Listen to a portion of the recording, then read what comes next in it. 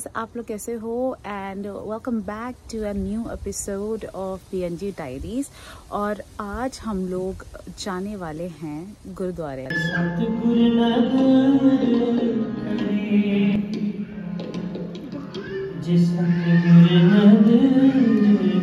तो हम लोग सिक्स स्पिरिचुअल टोरंटो गुरुद्वारे जाने वाले हैं। उसको रेक्सडेल भी कहा जाता है।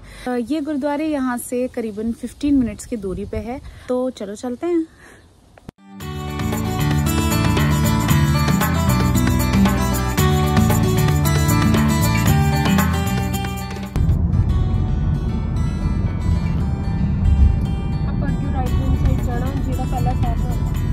और सुख हमें लीड कर रही है। सुख मैं देख के बता रही थी हमें कितने जाना है। और मैं भी थोड़ी पंजाबी सीख रही हूँ।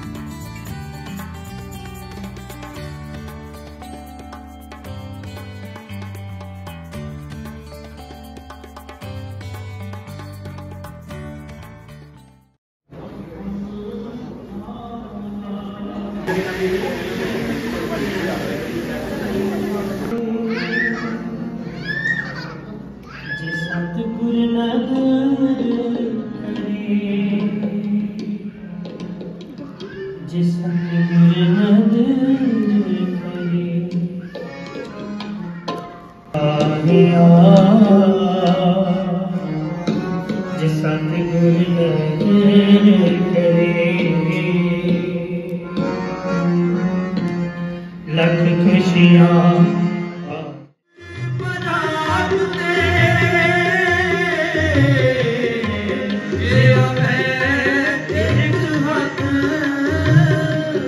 जन्म पदार्थ सफल है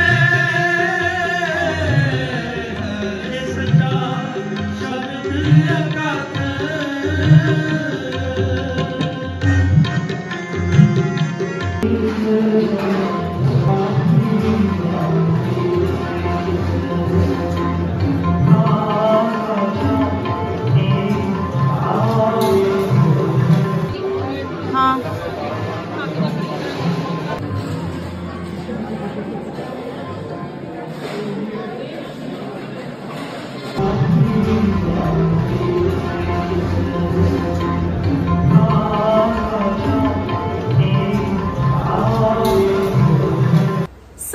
हम लोग गुरुद्वारे से वापस आ चुके हैं और अब हम लोग बात करने वाले हैं नर्सिंग से रिलेटेड, वो भी एक स्पेशल इंसान के साथ जो मेरी बहुत अच्छी दोस्त भी है।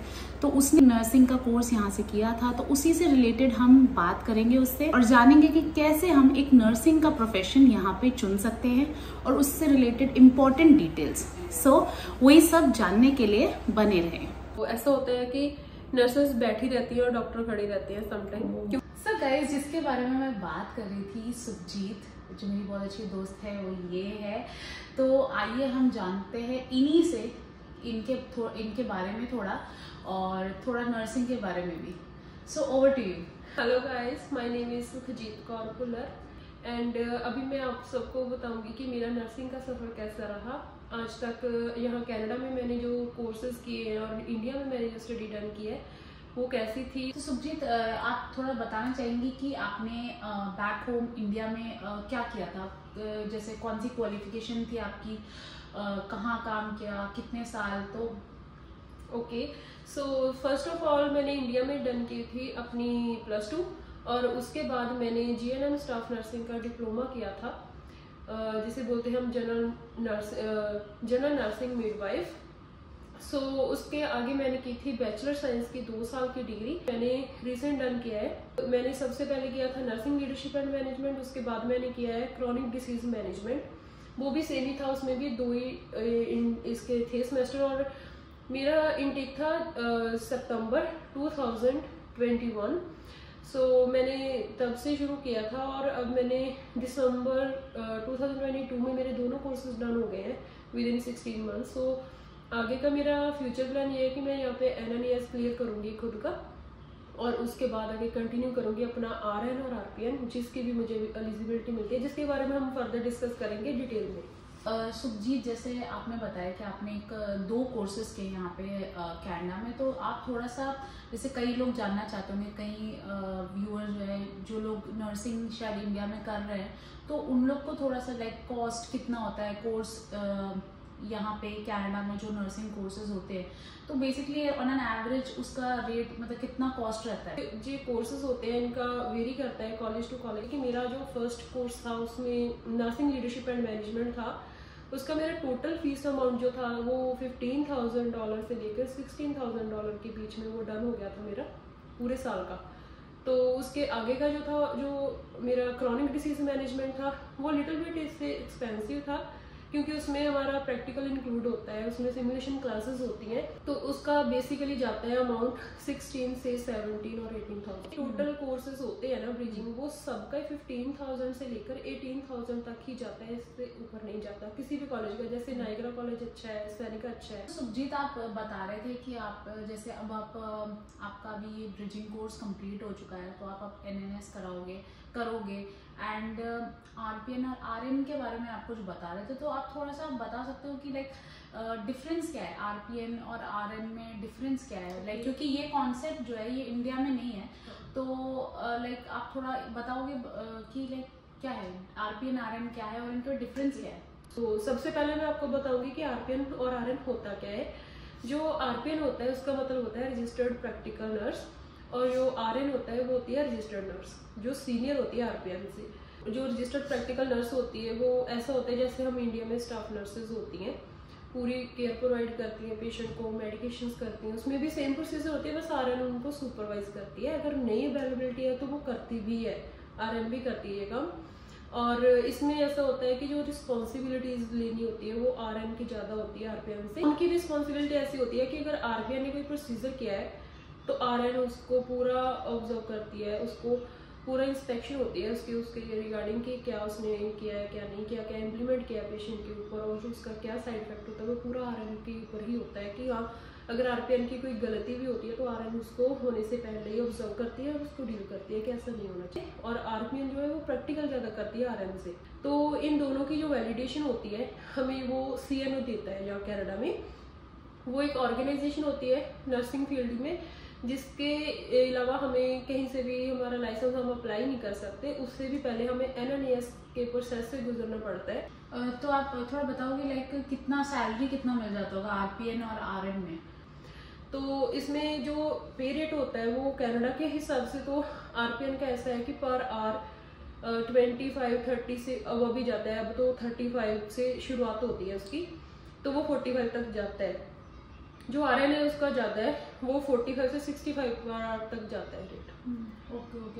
ओके। तो मेरे को एक और चीज़ पूछना था, जैसे कि अभी हम जैसे RN बन जाते हैं, RPN बन जाते हैं, तो क्या हम अभी वैसे कनाडा में हैं, तो USA में अगर हमें काम करना है तो क्या हम सेम RPN और RN जो हमारे यहाँ पे एक स्टेटस है वो लाइक सेम वहाँ रहेगा, या हमें कुछ और करना पड़ेगा USA में अगर हमें लाइक डॉक्टर, या ऑस्ट्रेलिया में भी? तो अगर आपके पास लाइसेंस ऑलरेडी है और आप उसके लिए जस्ट जॉब फाइंड आउट कर रहे हो तो आप इजीली यहाँ एक लाइसेंस पे वहाँ पर जाके जॉब कर सकते हो।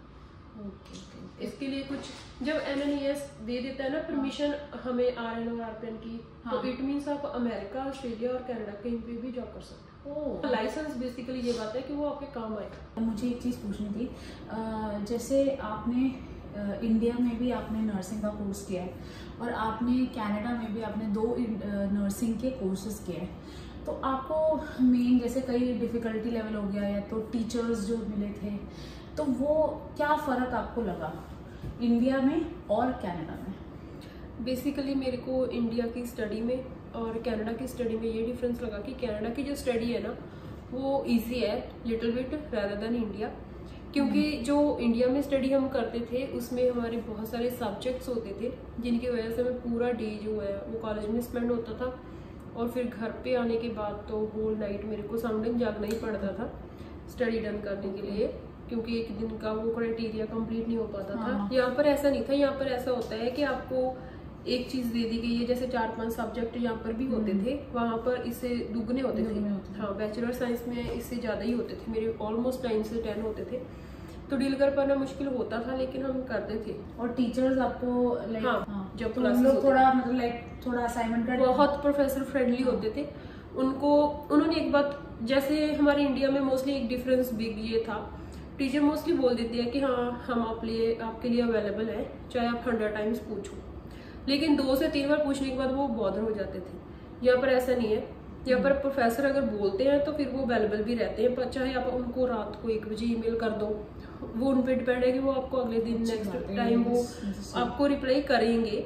ऐसा नहीं कि वो आपकी प्रॉब्लम्स को डील नहीं कर पाते। अगर आप इवन कि आपको कोई ऐसी प्रॉब्लम रही है जिसमें आप करने के एबल ही नहीं रहे, आपका ड्यू निकल गया, तो आप टीचर को बताओ सीधा सीधा कि मेरे पास ये हैपनिंग हुई जिसकी वजह से मैंने नहीं किया, तो वो कोऑपरेट करते हैं और समझते हैं। इंडिया से काफी ज्यादा अंडरस्टैंडेबल है प्रोफेसर, यहाँ बहुत कोऑपरेटिव है। तो ये बहुत ये बड़ा चाहिए, होना भी चाहिए।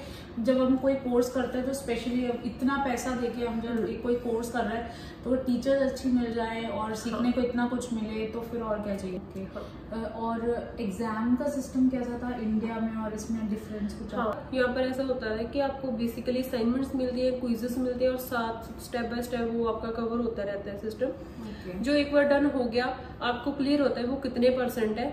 जैसे एक क्विज है आपका 20% का, तो वो आपने डन कर लिया इस वीक, इट मीन्स आपका 100 में से जो 20% वो कवर हो चुका। आपने उसमें से कितने गेट किए वो आपकी मेहनत के ऊपर डिपेंड करता है। ऐसा कोई ऐप है, कॉलेज का ऐप रहता है जिसमें आपको ये सारे रिजल्ट्स आपको दिखाई देते हैं? हाँ, हर कॉलेज का, यहाँ पर जब ऑनलाइन सिस्टम हुआ था तो हर एक कॉलेज का एक अपना सॉफ्टवेयर होता है, तो उस पर जैसे ब्लैक बोर्ड सैनिका होता है हमारे में, तो सैनिका कॉलेज में सैनिका ब्लैक बोर्ड यूज होता था। उस पर हमारी पूरी डिटेल रहती है हर एक स्टूडेंट की, उसके स्टूडेंट आईडी के साथ कि उसके कौन कौन से सब्जेक्ट्स हैं। हमने खुद का टाइम टेबल इवन खुद ही सिलेक्ट करना होता है इसमें, तो हमें पूरे सब्जेक्ट शो होते हैं, उनकी जो एक्टिविटीज होनी है पूरे मतलब सेमेस्टर में वो शो होती है, कितने कितने क्विजेज हैं, कितनी असाइनमेंट्स हैं और कितने कितने % के, वो सब हमें शो होता है। और जब हम अपनी डन करते हैं 7 बाय 7 तो वो पूरे का पूरा हमें शो भी होता है कि कितनी हमने डन की है और उसमें से हमारी कितने मार्क्स आए हैं। तो बेसिकली ट्रांसपेरेंसी बहुत ज्यादा। इंडिया में ऐसा कोई, इंडिया में ऐसा नहीं होता था। इंडिया में होता था कि हमें सबको पता है, जैसे हमें काम मिला हमने कर दिया, उसके बाद टीचर पे डिपेंड होता था वो कब हमें उसके मार्क्स देती है और हमें बताती है क्लास में।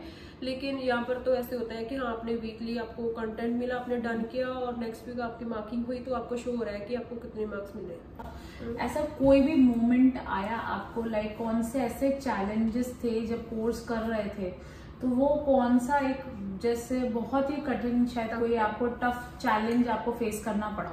ओके, तो बेसिकली इंटरनेशनल स्टूडेंट्स के लिए टफ टाइम होता है जब वो अपनी फीस निकालते हैं यहाँ पे। इसके अलावा मेरे को कोई टफ टाइम नहीं यहाँ पे फेस करना पड़ा। अगर आपके पास कोई ऐसे डाउट्स हैं जिनको लेकर आपको लग रहा है कि आपकी लाइफ ही मतलब स्टॉप हो गई है, तो वही पीक पॉइंट होता है आपका, जब आप उससे आगे जाना चाहो तो जा सकते हो।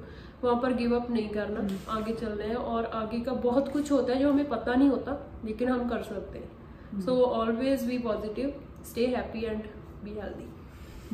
जैसे कई लोग होते हैं जो लोग डायरेक्ट तो है नहीं, आरपीएम भी नहीं है, आरएन भी नहीं है, तो ऐसे कौन सी जॉब्स है नर्सेस के लिए यहाँ पे जो तुरंत मिल सकती है, मतलब आरपीएन और आरएन मिलने से पहले? और आप पीएसडब्ल्यू कर सकते हो। पीएसडब्ल्यू होता है कि पर्सनल सपोर्ट वर्कर। तो पर्सनल सपोर्ट वर्कर में ऐसा होता है कि कई लोग ऐसे होते हैं जो किसी को पर्सनल केयर प्रोवाइड करने से कतराते हैं और वो नहीं करना चाहते किसी की पर्सनल हाइजीन, तो उनके पास एक ग्रेट अपॉर्चुनिटी होती है कि वो पीएसडब्ल्यू ज्वाइन करें। 2-3 मंथ करने के बाद वो अपने जो इंस्टीट्यूशन है उनकी पॉलिसी के अकॉर्डिंग एक टेस्ट होता है मेडिकेशन का, वो कर लें और उसमें उनके $200 से $300 जाएंगे और एक सर्टिफिकेशन होती है जो 3-4 दिन में मिल जाती है, डॉक्यूमेंट्स मिलता है उसका बेसिकली। तो उसके बाद वो सीधा सीधा उन जो ओल्ड एज होम है उनमें मेडिकेशंस प्रोवाइड करने के योग हो जाते हैं और वो फिर मेडिकेशन ही डील करते हैं, उनको फिर पर्सनल हाइजीन नहीं करनी पड़ती। और अगर किसी को ऐसा है कि हाँ उसको पर्सनल सपोर्ट वर्कर नहीं लगना, कोई और काम करना है लेकिन मेडिकल स्ट्रीम में ही करना है, तो वो यहाँ पर आके 6 मंथ के कोर्सेज होते हैं वो कर सकते हैं, जिसमें वो रिसेप्शनिस्ट बन सकते हैं। ऐसे वॉकिंग क्लिनिक्स में छोटे छोटे जैसे लेबोरेटरीज होगी वहाँ पर भी हो सकता है उनका, तो वो उन पे डिपेंड है कि वो क्या करना चाहते हैं। ये जो पीएसडब्ल्यू होता है बेसिकली उसमें जो पीवीज होती है वो अच्छी रहती है। हाँ, उसकी क्या पे रेट ज्यादा होती है। तो ये आई थिंक ये सारी इनके सबके कोर्सेज करके आई थिंक वन कैन अच्छे से मतलब अपने खुद का घर चला सकता है, एंड तब तक RPN और RN के लिए भी प्रिपेयर किया जा सकता है। मुझे पूछना था, वो जो लाइसेंस है वो ऐसा है कि ये मिल गया तो लाइक लाइफ टाइम के लिए मिल गया, या उसका रिन्यूअल कराना पड़ता रहता है कितने सालों में, या कुछ ऐसा कुछ है इसमें? तो होता है कि आपको अगर एक बार लाइसेंस मिलेगा तो ऐसा नहीं है कि आप पूरी लाइफ उसको यूज करो। उसमें लैंग्वेज प्रोफिशिएंसी रहती है, टाइम टू टाइम हमें अपने स्किल्स को डेवलपमेंट करने की भी जरूरत होती है, क्योंकि जो डिसीज कंडीशंस होती है वो वेरी करती रहती है टाइम टू टाइम। तो उनका जो जैसे कोरोना वायरस नया वायरस आया, वैसे कई जो उनका ट्रीटमेंट होता है वो भी न्यू आता है, तो फिर जो ओल्ड होती है नर्सेस उनको सीखना पड़ता है, उनके हिसाब से उनको अपने लाइसेंस को भी रिन्यूअल करवाना पड़ता है। एक और सवाल है कि ये तो हो गया नर्सेस का, तो ये डॉक्टर्स को फिर से यहाँ पे भी जैसे वहाँ पे MBBS होता है, यहाँ पे फिर से डॉक्टर की पढ़ाई करनी पड़ती है। इंडिया में की हुई MBBS जब PhD कोई मायने नहीं रखती, उसको आगे कोरिलेट करने के लिए यहाँ पर बहुत सारे हैं कोर्सेज जिनको करना पड़ता है। नर्सेस का जहाँ पर होता है अच्छे से डील, क्योंकि नर्सेस का जहाँ पर हम बोलते हैं नर्सेस को मेडिकल ऑफिसर और डॉक्टर को बाद में रखा जाता है, नर्सेस को पहले लेते हैं। तो ऐसा होता है कि नर्सेस बैठी रहती है और डॉक्टर खड़े रहते हैं समटाइम, क्योंकि नर्सिंग का स्कोप जो है वो डॉक्टर बनने से अच्छा है यहाँ पर। ओके। तो ऐसे क्योंकि ये एक अच्छी बात बताइए, क्योंकि ऐसे कई स्टूडेंट्स हैं जो डॉक्टर बनना चाहते थे, फिर नर्सिंग लेना चाहते हैं बट हिचकिचाते हैं, but I think you should go ahead और ये वाला करियर चुनना चाहिए, बिकॉज कनाडा में तो स्पेशली नर्सिंग का बहुत स्कोप भी है और एक स्टेटस भी उनका अलग ही है। हाँ। अगर आप यहाँ पे नर्स बोले तो डॉक्टर का ही रेपुटेशन मैंने जितना देखा है डॉक्टर से भी ज्यादा होता है, वो एकदम से अच्छा। क्योंकि नर्सेस जहाँ पर ऐसा है कि वो मेडिकेशन प्रोवाइड कर सकती है, उसको डॉक्टर की प्रिस्क्रिप्शन लेने की जरूरत नहीं होती। RN है, RPN है, वो RPN फॉलो करती है इंस्ट्रक्शंस, लेकिन RN जो होती है ना वो खुद की डिसीजन मेकिंग कर सकती है। सो गाइज आई थिंक ये बहुत इंफॉर्मेटिव वीडियो रहा होगा आपके लिए, मेरे लिए भी था। तो आई थिंक जो लोग इंडिया से देख रहे हैं ये वीडियो, जिनको नर्सिंग परस्यू करना है, आपके फ्रेंड्स फैमिली कोई भी नर्सिंग में जाना चाहता है, तो आई थिंक आपको ये वीडियो जो है ज़रूर उनको शेयर करना चाहिए। एंड मैं तहे दिल से I would like to thank her to come and take her time out, और उसने इतना सारा इंफॉर्मेशन हमें दिया। So a big thank you to Subah. I hope so कि ये वीडियो आपके लिए बेनिफिशियल रहेगा और बहुत सारे डाउट्स क्लियर हुए होंगे आपके। और अगर किसी को भी किसी भी चीज के रिगार्डिंग अगर और इन्फॉर्मेशन चाहिए तो वो कमेंट्स करें, हम उनको डेफिनेटली रिप्लाई करेंगे। अगर आपको ये वीडियो इन्फॉर्मेटिव और बहुत अच्छा लगा है तो like, share, subscribe and comment करना मत भूलना। So that's all from our side. Thank you and have a blessed day ahead.